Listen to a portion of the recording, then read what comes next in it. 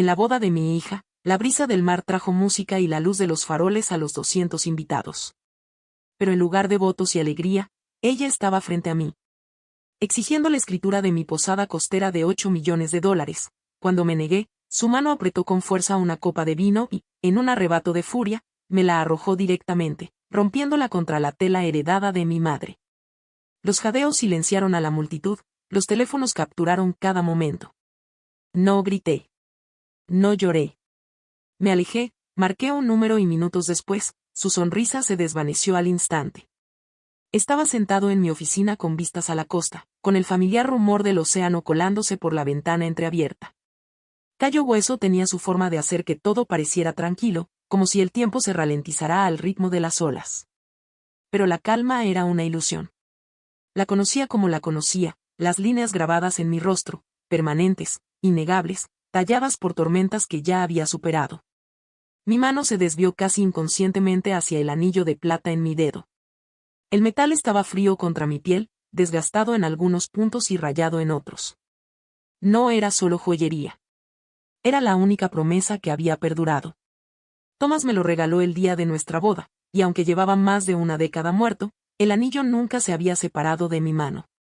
«¿Sigues aquí conmigo, Thomas?», me dije en silencio. Puede que este anillo esté rayado, pero está intacto.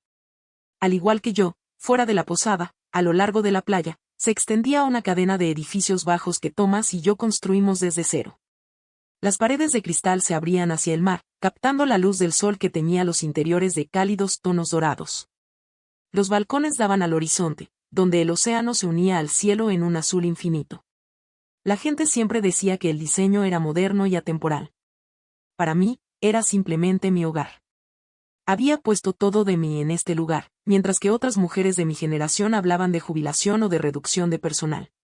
Me quedé aquí viendo cómo los huéspedes se adentraban en la vida que Thomas y yo habíamos soñado. Cada piso de madera pulida, cada cortina cosida a mano, cada lámpara de concha, era parte de nosotros. La posada no solo era valiosa, sino la prueba viviente de que podía resistir, incluso cuando el mundo intentaba quebrarme. Y ahora, mientras revisaba el planificador en mi escritorio, me di cuenta de que me estaba preparando para entregar el terreno a algo completamente distinto, la boda de mi hija. Brianne Stone, mi única hija, se casaba aquí en pocos días. Debería haber sentido alegría, tal vez incluso orgullo. En cambio, un nudo se había arraigado en mi pecho, apretándose cada vez que pensaba en cómo me miraba ahora. Brianne siempre había sido ambiciosa, de esas chicas que buscan el mejor asiento en cada habitación, pero la ambición puede pudrirse cuando crece más rápido que la gratitud. La había rescatado de más deudas de las que podía contar, había tapado los agujeros que dejó cuando sus planes se desmoronaron. Cada vez que me decía a mí mismo que solo necesitaba otra oportunidad, que un día se daría la vuelta y vería todo lo que le había dado. Sin embargo, con cada dólar que le daba, con cada sacrificio que hacía, sentía que se alejaba más de mí. El mar afuera rugió con más fuerza por un instante, como si se hiciera eco de mi inquietud.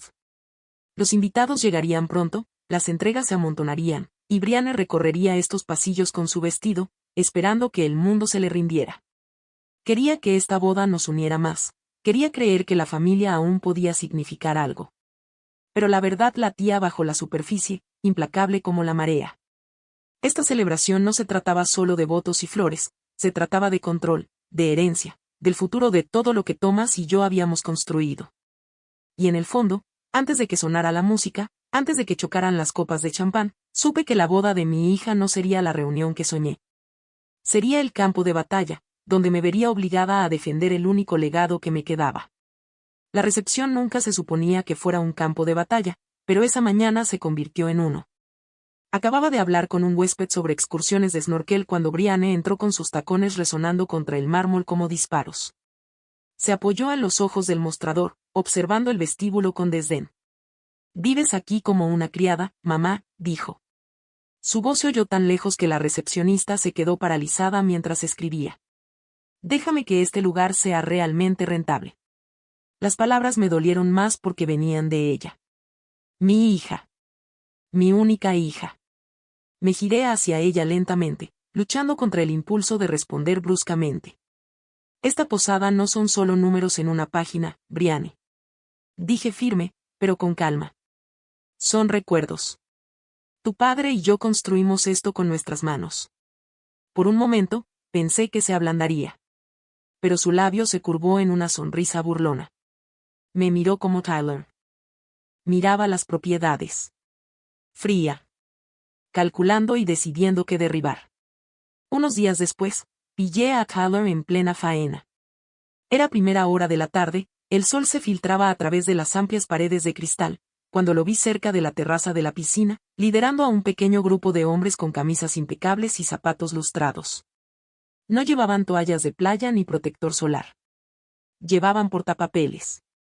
Se movían por la propiedad con pasos rápidos y decididos, midiendo con la vista. Me acerqué. ¿Quiénes son estos hombres, Tyler? No son invitados. Se giró sorprendido solo un segundo antes de recuperarse con esa sonrisa petulante que llevaba como armadura. Tranquila, Nancy. Dijo con tono despectivo. Solo un estudio de mercado. Nada de qué preocuparse. Estudio de mercado. Se me encogió el estómago. Esto no era una inspección. Era un reconocimiento. Y él pensaba que yo era demasiado mayor, demasiado ingenuo, para ver la diferencia. El siguiente golpe vino disfrazado de extravagancia. Estaba revisando facturas cuando vi el cargo de miles de dólares retirado de la cuenta de la posada. Me ardió el pecho al darme cuenta de que Brianne se había llevado el dinero. De nuevo, cuando regresó de Miami, con su bronceado radiante y la voz iluminada por una risa a champán, la confronté en el vestíbulo. Esto es dinero de negocios, Brianne, dije, mostrando el extracto.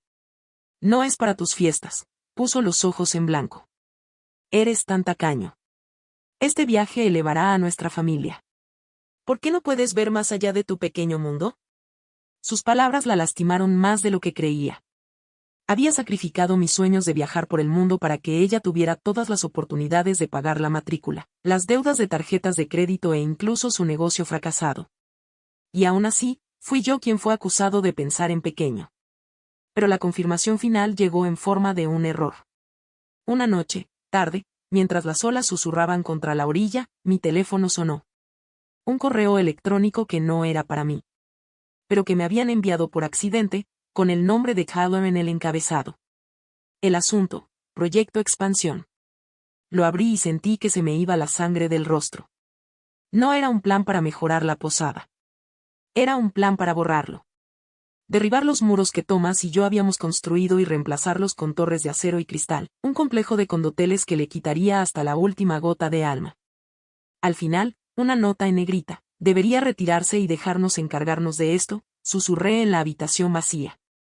Así que no se trata de crecer, se trata de borrar todo lo que Thomas y yo construimos. Apreté el teléfono con fuerza hasta que se me pusieron blancos los nudillos. A la mañana siguiente, me encontré con Ramona en nuestra cafetería habitual junto al agua. Ella era mi ancla, tan aguda como siempre, con la mirada sensata de una maestra jubilada, que había visto todos los trucos del libro. Me escuchó mientras le decía la verdad, entrecerrando los ojos con cada palabra. Has rescatado a Brianne durante años, dijo con la voz desgarrada por la frustración. Deudas de matrícula. Incluso sus startups fallidas. Y ahora también quiere el trabajo de tu vida, Nancy, no se detendrá. Sigues siendo mi hija, murmuré, mirando la espuma de mi capuchino. Quizás el matrimonio la cambie. Ramona se inclinó hacia adelante, cubriendo la mía con su mano.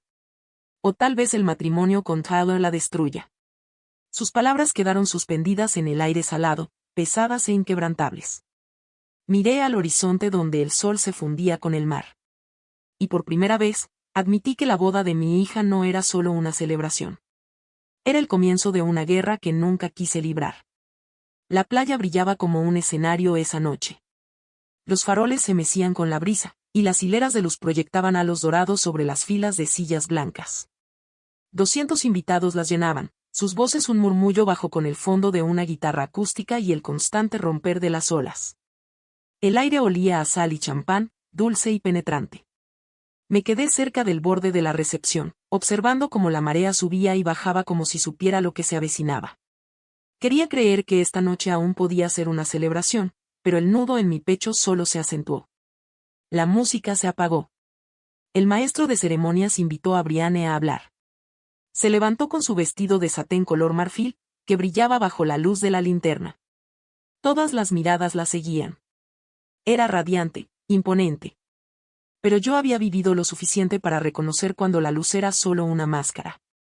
Levantó el micrófono, su voz cálida, ensayada, rebosaba cariño. «Mamá, has sacrificado tanto por mí», comenzó. Los invitados aplaudieron suavemente, con sonrisas brillando en la penumbra.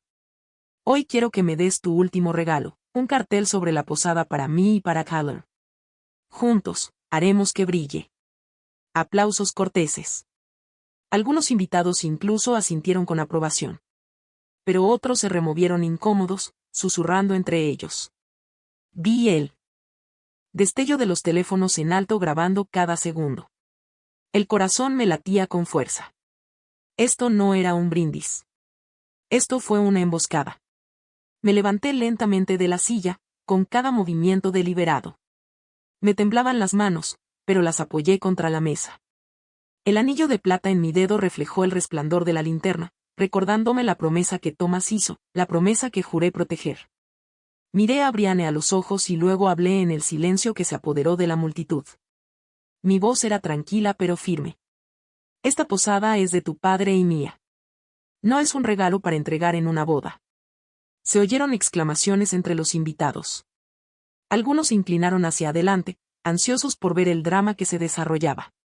Otros evitaron mi mirada. La sonrisa de Brianne vaciló y luego se acentuó. Alzó la voz y hasta las olas parecieron detenerse. «Es hora de que te hagas a un lado», espetó.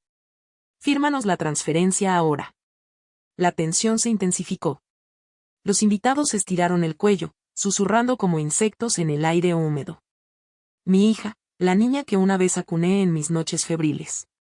La niña que llevaba a la escuela cuando estaba demasiado cansada para caminar. Ahora me miraba fijamente, como si fuera su enemiga. Y entonces Tyler se acercó con papeles en la mano. No se molestó en mostrar su encanto. Su voz atravesó la noche, más fuerte, más áspera, que la de Brianne. «La señora Vanderbilt. Eres demasiado viejo para administrar esta propiedad. La haremos valer $20 millones. Sacudió los papeles como prueba, con el rostro radiante de arrogancia. «No dejes que tus emociones nublen el negocio. Solo firma». Las palabras resonaron entre la multitud, cada sílaba tenía la intención de humillar. Podía sentir el juicio en los ojos de los invitados, la compasión, la conmoción, el ansia de escándalo. Los teléfonos se inclinaron más, las pantallas capturaron mi rostro, mi silencio, mi negativa a derrumbarme. Quería gritar. Quise romper esos papeles por la mitad para decirle a Tyler que nunca entendería lo que significaba este lugar, para recordarle a Brianne que la familia no es una transacción. Pero me tragué la rabia que me quemaba por dentro. En cambio, miré a mi hija. Vi el rubor en sus mejillas, el orgullo desesperado en su postura, la forma en que su mano se aferraba al brazo de Tyler, como si él fuera el salvavidas que no podía soltar. Entonces comprendí que no era solo codicia. Era una decisión. Ella lo había elegido a él, había elegido la ambición, había elegido un futuro construido sobre ruinas. Y yo, no le daría la cerilla para quemarlo todo. Levanté la barbilla, dejando que mi voz se escuchara firme en la arena. «No», dije simplemente. «Esta posada no es suya». El silencio que siguió fue más denso que cualquier aplauso. Solo el sonido de las olas permanecía implacable, rompiendo contra la orilla como la verdad misma. Negué con la cabeza, el anillo de plata en mi dedo reflejaba la luz de los faroles. Mi voz salió firme, sin vacilación. Mi respuesta es no. Por un instante, el mundo pareció detenerse. Pensé que tal vez la negativa lo pondría fin, que Brianne se alejaría humillada, pero contenida. Pero entonces, su rostro se contrajo, su mandíbula se tensó, y supe lo que venía antes de que se moviera. Arrebató la copa de vino de la mesa, con los dedos blancos contra el tallo, y con un movimiento furioso, me la arrojó.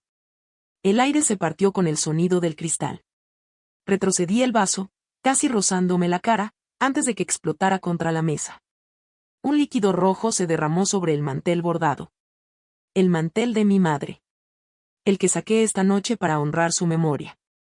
Las manchas se extendieron como sangre que florece a través del algodón blanco, vívidas y violentas. Unas gotas cayeron sobre mi vestido. Manchas oscuras que parecían heridas. Jadeos recorrieron a la multitud. La música se apagó. 200 invitados se quedaron paralizados en sus asientos. Sus susurros, ahogados por el silbido del océano. Todos los teléfonos que habían sido utilizados para grabar el brindis de Brianne, ahora capturaban su furia, su traición inmortalizada en un video tembloroso. A mis espaldas, oí la voz temblorosa de un viejo amigo de la familia. Su tono era bajo, pero lo suficientemente penetrante como para que lo oyera. Thomas estaría desconsolado. Ese fue el golpe final. No el cristal, ni la mancha, sino la verdad de sus palabras. Thomas habría quedado devastado al ver a nuestra hija convertirse en esta mujer furiosa, imprudente y ciega a lo que estaba destruyendo. No podía respirar entre aquella multitud. No podía aguantar ni un segundo más bajo la mirada compasiva de sus ojos. Sin decir palabra, me di la vuelta y me alejé. Mis tacones se hundían en la arena, así que me los quité de una patada, dejándolos atrás como promesas rotas. Seguí caminando descalza por la orilla. Las frías olas subían a besarme los pies y luego se retiraban como si tampoco supieran qué hacer conmigo. La luz de la linterna titilaba detrás de mí, pero no. Miré atrás. Para cuando llegué a mi oficina, el silencio era ensordecedor. Solo quedaba el mar, su ritmo constante, indiferente a la traición humana. Me temblaban las manos al levantar el teléfono y marcar a la única persona que sabía que me diría la verdad. Alina Brooks, mi abogada y amiga. Contestó al primer timbrazo, con la voz entrecortada y alerta. Le conté todo. Cada palabra que Brianne había gritado, cada movimiento que Tyler había hecho, cada gota de vino que corría por el mantel de mi madre. El silencio de Alina se prolongó un instante antes de hablar. Nancy, es peor de lo que crees. Usaron tu antiguo poder notarial. Ya consiguieron préstamos a tu nombre. El suelo parecía inclinarse bajo mis pies. Forjaron mi confianza. Susurré con la garganta en carne viva, la confianza de mi hija. La traición ya no era solo pública, sino que estaba escrita en contratos, en deudas que nunca firmé. No lloré. No me enfurecí. En cambio, busqué los papeles de la garantía de la boda, cuidadosamente guardados en el cajón de mi escritorio. Los $60,000 que había prometido para cubrir su cuento de hadas. Los partí por la mitad. Entonces llamé a los proveedores y cancelé hasta el último centavo de mi apoyo financiero. Durante años creí que amar significaba rescatarla una y otra vez, pero esa noche, descalza, con el sonido del mar a mis espaldas, finalmente comprendí la verdad. El amor sin límites no es amor en absoluto. Es una rendición. Y ya no me rendiría más. Pensé que la boda sería lo peor. Me equivoqué. Una semana después, un sobremanila llegó a mi puerta repleto de documentos legales. Brianne y Tyler me habían demandado. Afirmaron que era incompetente para administrar la posada, que mi edad y mi arrebato emocional en la boda demostraban que ya no era capaz de tomar decisiones racionales. Mi propia hija había convertido el momento en que me arrojó un vaso en un arma contra mí. Incluso reunieron a testigos invitados de esa noche que juraron que había sido inestable e irracional. Aún podía ver sus rostros. Quienes habían comido en mis mesas paseaban por mis pasillos, sonriéndome a lo largo de los años. Ahora sus firmas estaban impresas en nítida tinta negra, cada una como una daga. Cuando comenzó el juicio en el juzgado del condado de Monroe, entré en la sala con paneles de roble con Alina Brooks a mi lado.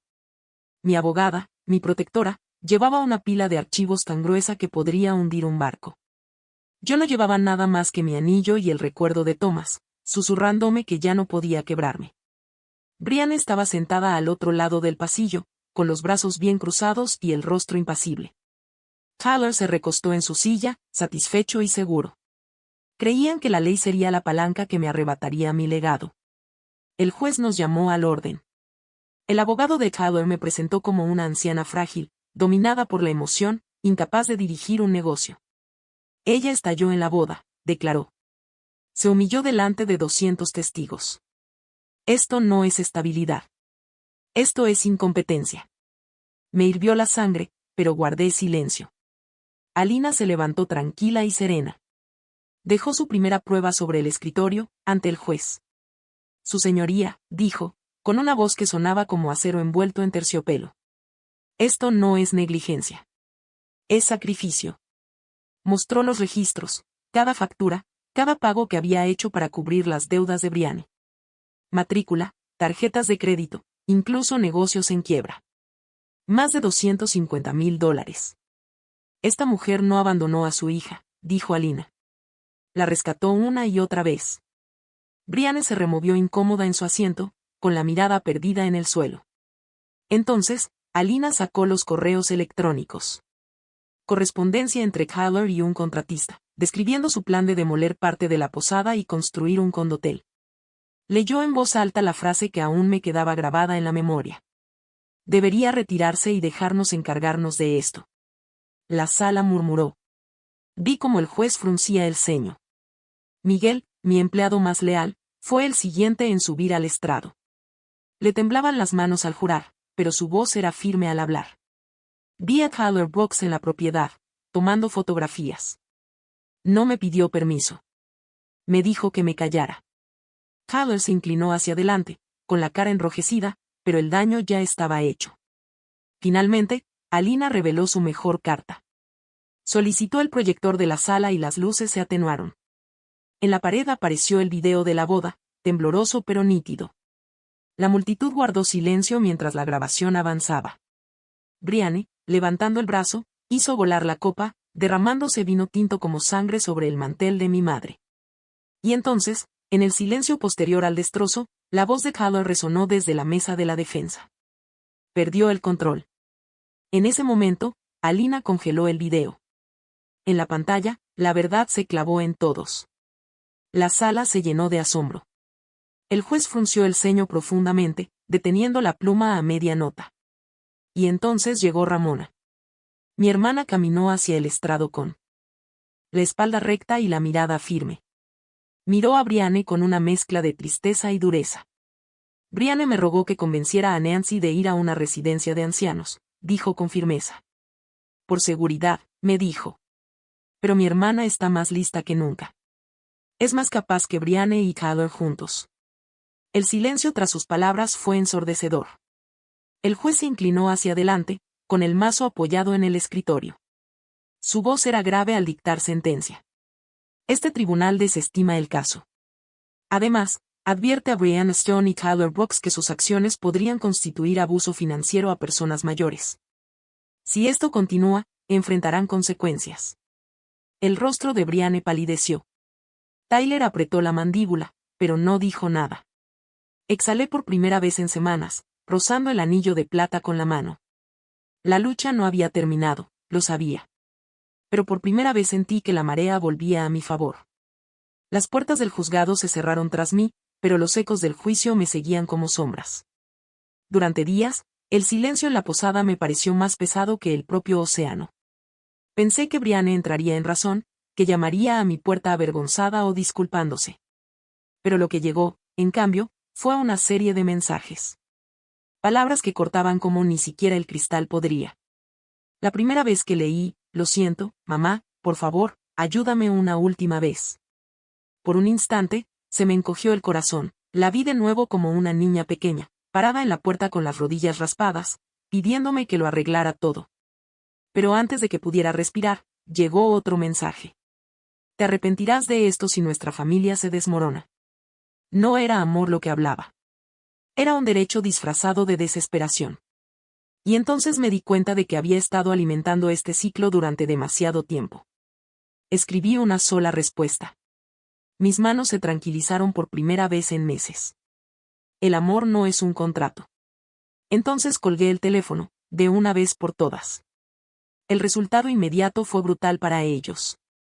La boda de cuento de hadas se convirtió en una pesadilla de facturas sin pagar. Floristas, catering, músicos, todos los proveedores llamaron a la puerta. Pero Brianne y Kyler no tenían defensa. El piso que alquilaban se les escapó de las manos cuando llegaron las notificaciones de desalojo. Sus nombres, que antes eran susurrados con admiración entre sus amigos, se convirtieron en sinónimo de fracaso y escándalo. Y de mí. Me negué a regodearme. Esto no era una victoria. Era supervivencia. Volví a centrarme en lo único que aún conservaba el significado de la posada. pero sabía que no podía seguir siendo solo un negocio. Tenía que convertirse en algo más grande, algo que demostrara que lo que casi me arrebataron, ahora podía proteger a otros. Así nació la Fundación ESN. Se firmaron documentos con misiones para ayudar a las mujeres mayores a proteger sus bienes, para evitar que sus hijas e hijos, o personas avariciosas, les arrebataran todo lo que habían ganado con su trabajo. Una de las posadas más pequeñas, la más cercana al puerto deportivo, se convirtió en el corazón de la fundación. Limpiamos las habitaciones, pintamos las paredes de suaves azules y blancos, y abrimos las puertas a la comunidad. Por las mañanas, las habitaciones se llenaban del aroma de salsas hirviendo y pan recién horneado, mientras las mujeres jubiladas enseñaban mutuamente recetas que antes se habían perdido en sus cocinas. Por las tardes, las mesas se cubrían con telas y cuentas, mientras las manos se movían con paso firme en las clases de manualidades, que provocaban risas tanto como destreza. Ya no se trataba de dinero. Se trataba de dignidad, de recordarles a mujeres como yo que nuestras vidas no se medían en contratos ni cuentas bancarias, sino en las cosas que nos negábamos a renunciar. Una noche, mucho después de que el último invitado se hubiera ido y el sol se perdiera en el horizonte, me senté en la oficina con solo el sonido de la marea como compañía. Mi mano se desvió de nuevo hacia el anillo de plata. El metal estaba rayado, la pequeña ranura que se había formado durante el caos de la boda, cuando la copa de Brianne se hizo añicos tan cerca de mí. Durante mucho tiempo pensé en pulirlo y restaurarlo. Pero al observar la imperfección, me di cuenta de que no quería que desapareciera. Una cicatriz no es debilidad, me susurré. Es una prueba, aguanté. El anillo había cambiado, igual que yo. Y, sin embargo, seguía intacto. Yo también. Ramona me recordaba a menudo que la paz no se da, se reclama. Y mientras miraba los faroles que brillaban en el patio de la posada, oyendo el eco de las risas de las mujeres aún flotando en el aire, supe que tenía razón. La ausencia de Brianne era una herida, pero ya no sangraba. Yo había trazado el límite que ella se negaba a ver. Por primera vez en años, no me doblegaba. Estaba de pie, y aunque mi hija había elegido la traición, yo elegí algo más. Elegí vivir para proteger y dejar atrás, no solo muros y ventanas, sino un legado de fortaleza para mujeres que casi habían sido destrozadas, pero que nunca volverían a serlo. Después del juicio, después de los mensajes, después del silencio, la vida se estabilizó. No sanó de golpe, pero empezó a respirar de nuevo. La posada ya no era solo mía, para cargarla sobre hombros cansados. Por fin conseguí ayuda en la que podía confiar. Ramona se mudó primero. Llegó con solo 2 maletas y la sabiduría aguda e inquebrantable de una maestra jubilada que había visto demasiadas mentiras en su vida. Se convirtió en mi segundo par de ojos, captando detalles que se me escapaban, recordándome que debía descansar cuando me exigía demasiado. Por la noche, nos sentábamos juntas en el porche con tazas de café, escuchando las olas. El silencio entre nosotras era tan firme como una promesa. Alina Brooks entró después, no solo como mi abogada, sino como asesora legal oficial de la Fundación ESN. Redactó contratos que cerraban todas las puertas que Brianne y Tyler intentaron forzar. No volverán a sorprenderte, Nancy, prometió. Le creí. Y luego estaba Miguel. Miguel, leal y constante. Lo ascendí a gerente, un título que ostentaba con humildad, pero también con orgullo. Señora Vanderbilt, dijo el día que le entregué las llaves, esta posada también es parte de mi familia. La protegeré como si fuera mía. Sus palabras tenían el peso que una vez anhelé escuchar de mi propia hija. La paz no provenía de la ausencia de dolor, sino de la presencia de la comunidad. Mujeres de todo Cayo Hueso comenzaron a llegar a la fundación, algunas tímidas, otras enojadas, todas con historias de traición. Una de ellas, la señora Carter, llegó llorando, convencida de que perdería su pequeña casa por un préstamo abusivo al que su sobrino la obligó a aceptar. Con la guía de Alina y el apoyo de la fundación, conservó su casa. El día que regresó con las llaves en la mano, me besó la mano y me susurró, me devolviste la dignidad. Momentos como ese me impulsaban a seguir adelante, me decían que la lucha no había sido en vano. Pero el pasado tiene una forma de tocar puertas que desearías que permanecieran cerradas. Una tarde, mientras el sol se ponía y teñía el cielo de franjas carmesí y violeta, la vi. Brianne. Estaba de pie frente a la puerta de hierro de la posada, con los hombros encorvados y el maquillaje manchado de lágrimas. Por un instante, Fue la niña que recordaba, la que corría descalza por la arena, llamándome. Mamá, se atragantó con las manos agarrando los barrotes. Lo siento. Por favor. Solo necesito ayuda. El dolor en mi pecho regresó como una tormenta. Mi corazón quería correr hacia ella, abrazarla y secar las lágrimas, pero mi mente recordaba la copa de vino, los papeles falsificados, las palabras destinadas a destrozarme. Caminé hacia la puerta, cada paso deliberado. Cuando hablé, mi voz era tranquila, firme como la marea misma. Esta puerta está abierta para mi hija, le dije, pero cerrada para cualquiera que venga a llevarse mi legado. Sus sollozos rompieron el silencio. Negó con la cabeza, susurrando cosas que no pude entender, y luego giró, desapareciendo en la oscuridad. La observé hasta que las sombras la engulleron por completo. Más tarde esa noche, me senté solo en mi oficina. Las paredes olían ligeramente a cedro, el escritorio estaba desgastado por años de trabajo. En el estante detrás de mí había un solo marco con la foto de la boda de Brianne. Su sonrisa en ese momento había sido deslumbrante. Pero ahora sabía que nunca fue para mí. Recorrí el borde del marco con el dedo, mi anillo se reflejaba en la luz de la lámpara. Siempre la amaré, pensé. Pero el amor debe tener límites. Las olas afuera rugieron en señal de acuerdo. Un recordatorio de que hasta el mar sabe dónde empieza y dónde termina la orilla. Me di cuenta de que el amor sin límites no es amor en absoluto. Es entrega. Durante años creí que ayudar a mi hija significaba salvarla, incluso cuando eso significaba perderme a mí misma. Pero descubrí que la dignidad nace de trazar un límite, incluso cuando te rompe el corazón. Una cicatriz no es debilidad, es prueba de que hemos aguantado. Si mi historia te dice algo, dale a me gusta o suscríbete para más lecciones de vida en primera persona. Cuéntame en los comentarios qué momento te impactó más. Y si has visto historias de traición o resiliencia en tu vida, compártelas. Nos hacemos más fuertes cuando aprendemos juntos.